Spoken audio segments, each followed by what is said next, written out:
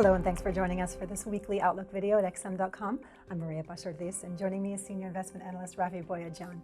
We'll be taking a look at the week ahead. So Rafi, let's begin with China. Trade numbers will be released on Sunday and will probably set the tone on Monday.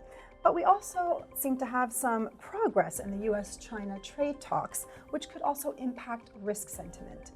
What should we be watching out for? Well, both the data and trade headlines will be important. So far, looking at the export numbers from China, it doesn't appear that there's been too much damage from the trade war on Chinese exports. Though, of course, any negative surprises in those numbers next week would dampen risk appetite. Of course, this week we saw risk appetite recovering strongly on the back of that announcement that the US and China have agreed to restart trade talks in early October. But if we do see any setbacks there, potentially any tweets by President Trump, arguing against a quick deal with China, we could see risk appetite faltering again. I see. Now, moving to the European Central Bank. Recently, ECB officials have cast doubt on the likelihood of delivering a large stimulus package on Thursday. If the bank delivers only a rate cut, how do you think the market will respond? Well, that's certainly a very significant risk. Markets seem to be convinced that the European Central Bank will announce a very large stimulus package next week, including resumption of their asset purchase program. But it's possible that the ECB might just deliver a rate cut and no quantitative easing. So there's likely to be a big disappointment if that was to happen. That could potentially pressure European stocks, and we could see the euro rising sharply on the back of a less dovish ECB. But of course, if the ECB do also clearly signal in their forward guidance that even if they don't announce quantitative easing just yet, that they're still open to expanding their asset purchase program at a later date, that could minimize the impact, the negative impact. Right. Switching to the UK now, we can expect data for July out on Monday, which might signal that the economy is heading for a recession.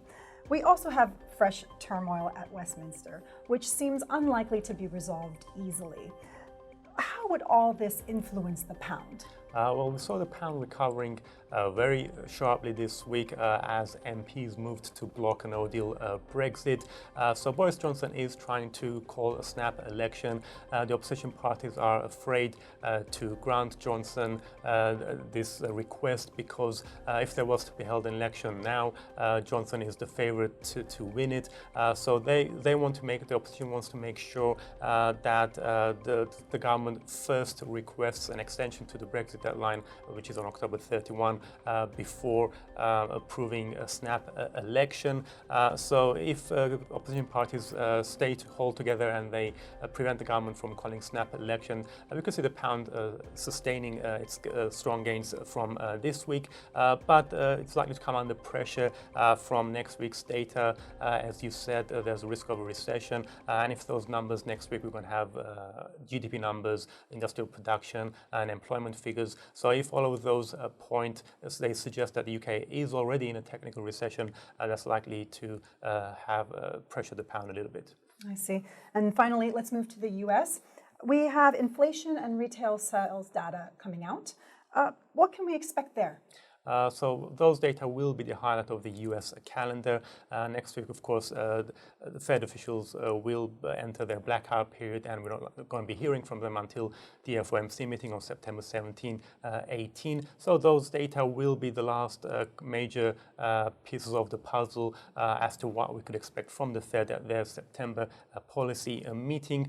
We saw the dollar regaining some footing this week on the back of strong data. We had the ADP employment and the ISM non-manufacturing PMI. So if next week's inflation numbers, which as expected, we see core inflation ticking higher, that would give the Fed hawks further reason to argue against aggressive rate cut. On the other hand, we are expecting retail sales to weaken a little bit. So again, any negative surprises is likely to lead to a strong reaction in the US dollar. Rafi, thanks so much for joining me, and thanks for watching at xm.com.